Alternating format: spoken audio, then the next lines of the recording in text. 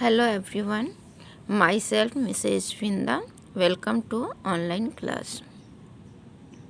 In previous video we have studied about birth, admission in a school, experience of untouchability of doctor Bhimrao Ambedkar ji. इस video में हम लोग जानेंगे आरंभिक शिक्षा। डॉक्टर भीमराव अंबेडकर जी का बचपन किस तरह से बीता, उनकी पढ़ाई कैसे हुई, इनके बारे में अभी जानेंगे। बचपन में माता का लाड प्यार न मिलने के कारण बालक भीम कुछ जिद्दी स्वभाव के हो गए थे। वे पढ़ाई में ज़्यादा रुचि नहीं लेते हुए, परंतु धीरे धीरे उन्होंने पढ़ाई में ज़्यादा से ज़्यादा ध्यान व समय लगाया, जिससे उन्हें पढ़ाई अच्छी लगने लगी और बहुत मन लगाकर पढ़ने लगे।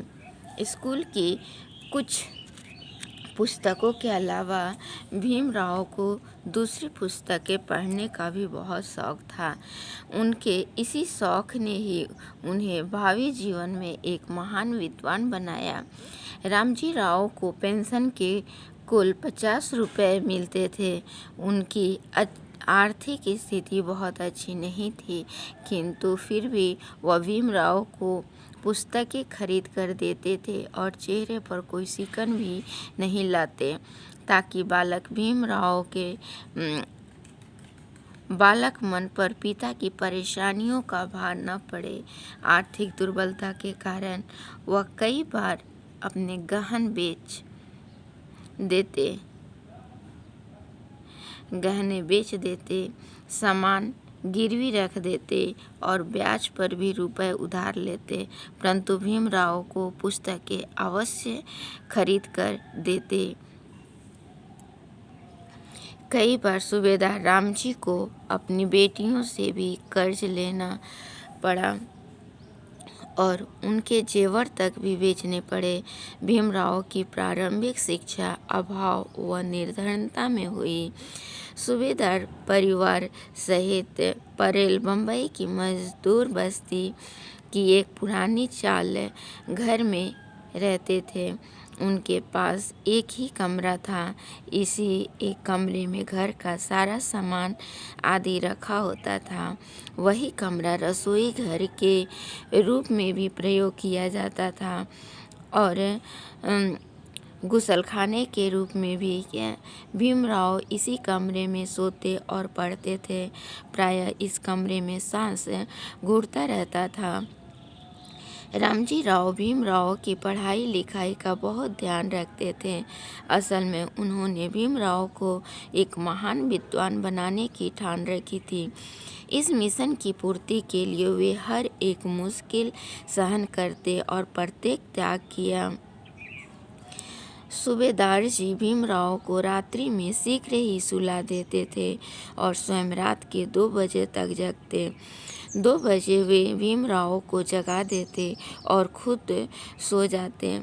2 बजे रात से पौने फटने तक भीमराव पढ़ाई में मग्न रहते। 1907 में एक अछूत का मैट्रिक पास कर लेना कोई मामूली बात नहीं थी।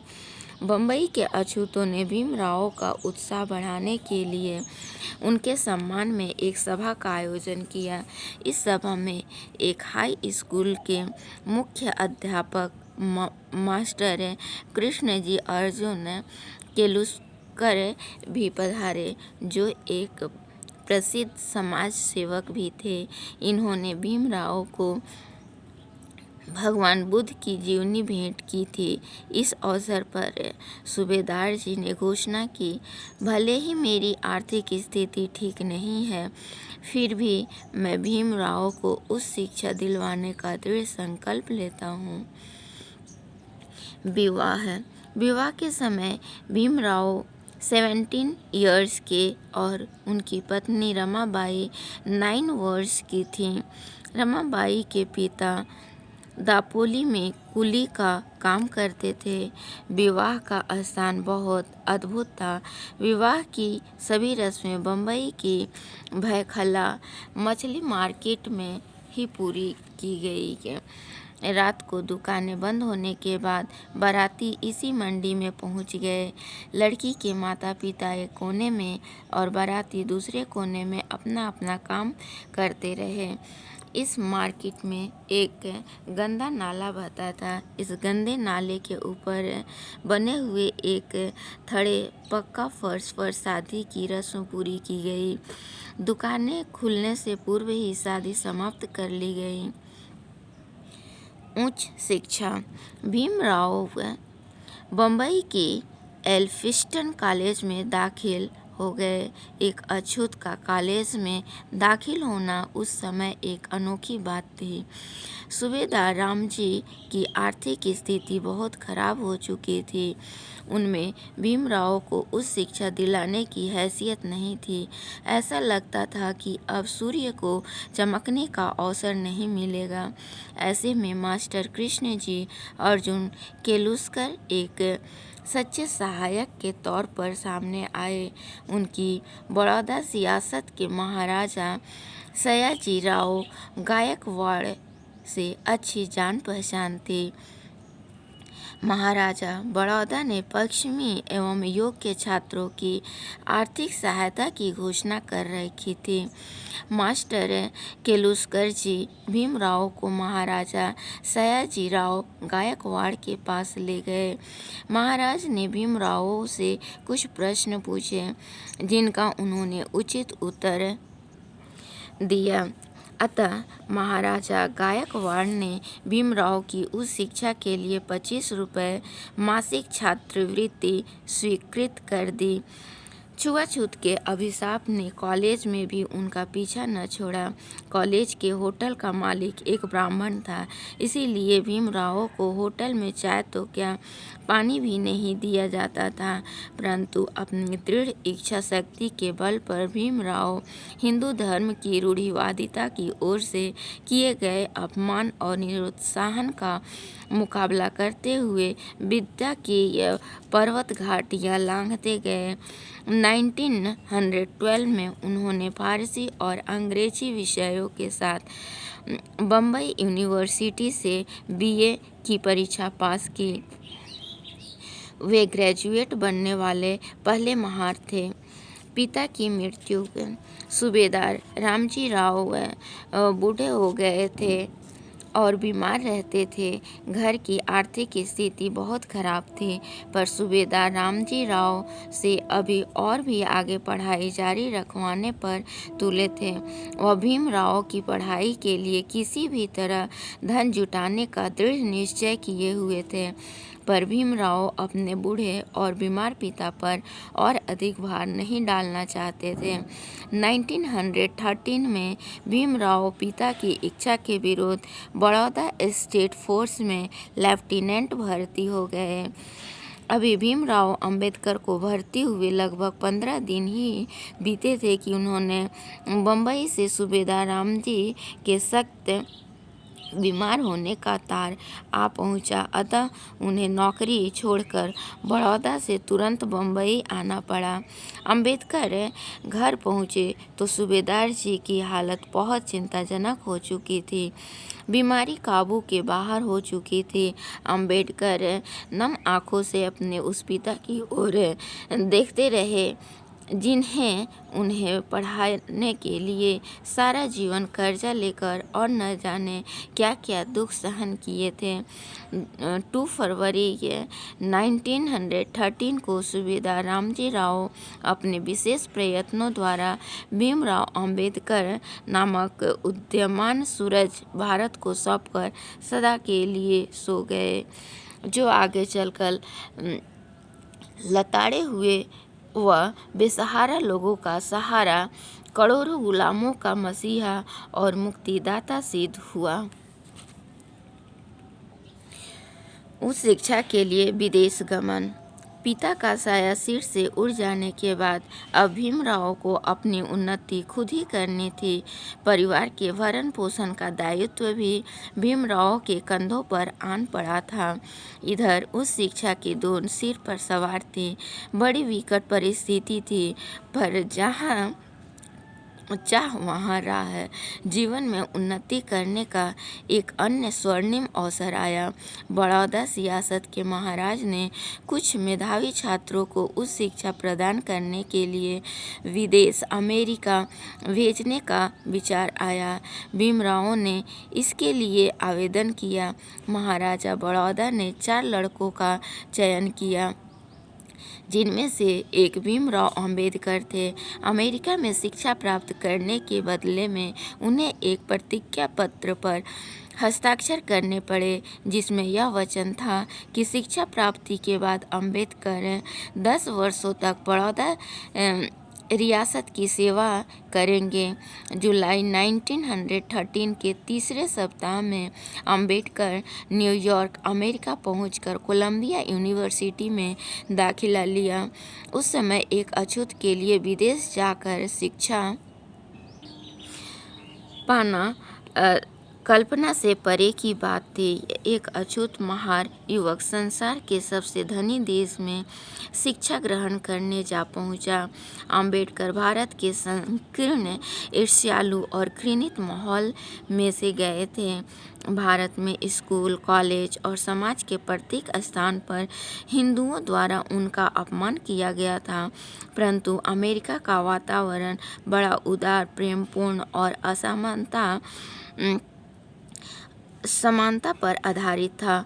वह प्रत्येक स्थान पर बैठ सकते थे, प्रत्येक के साथ खा पी सकते थे। कोई भी किसी की जात नहीं पूछता था। किसी ने उन्हें दरवाजे के बाहर फर्श पर बैठकर खाना खाने के लिए नहीं कहा। किसी ने उन्हें अछूत महार कहकर नहीं दुत्कारा। पहले पहल अंबेडकर को यह सपना सा लगा। उनके लिए अमेरिका एक नया ही संसार था। इतनी स्वतंत्रता के बावजूद उनके पास सिगरेट, शराब, सैर सपाटा व मौज मस्ती के लिए एक पैसा न समय। अंबेडकर हमेशा पढ़ाई में ही लगे रहते। वह जो केवल ऊंची से ऊंची शिक्षा पाना चाहते थे, वे दिन में 18 घंटे पढ़ा करते थे। कभी कभी अंबेडकर पढ़ाई में इतने खो जाते कि उन्हें भोजन की भी धुन न रहती। पढ़ाई में इतने लीन हो जाने कि उन्हें पुस्तकालय के बंद होने तक के समय भी सुध नहीं रहती थी। लाइब्रेरियन उन्हें ढूंढ ढूंढ कर पुस्तकालय से बाहर जाने को कहते। भूख मिटाने के लिए वह कॉफ़ी का एक प्याला पीकर काम चला लेते या डबल रोटी का एक आध पीस खाकर गुजारा कर लेते थे। अंबेडकर को महाराजा बड़ौदा की ओर से निश्चित की गई छात्रवृत्ति में से प्रति माह घर पर भी कुछ रुपए भेजने पड़ते थे, इसीलिए उन्हें बहुत संभल कर रहना पड़ता था।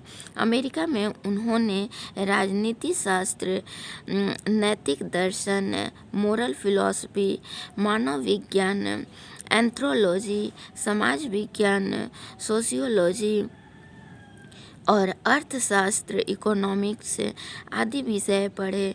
2 वर्ष के तपस्यापूर्ण अनुसंधान के बाद अंबेडकर ने 1915 में प्राचीन भारतीय व्यापार, एंशिएंट इंडियन कॉमर्स नामक पुस्तक लिखकर एमए की डिग्री प्राप्त कर ली।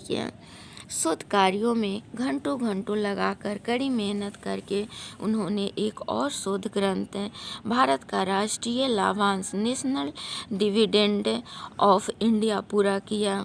यह शोध ग्रंथ कोलंबिया यूनिवर्सिटी ने जो 1916 में स्वीकार कर लिया, जिसके आधार पर अंबेडकर को डॉक्टर ऑफ फिलॉसफी, दर्शन शास्त्र अर्थात पीएचडी की उपाधि प्रदान की।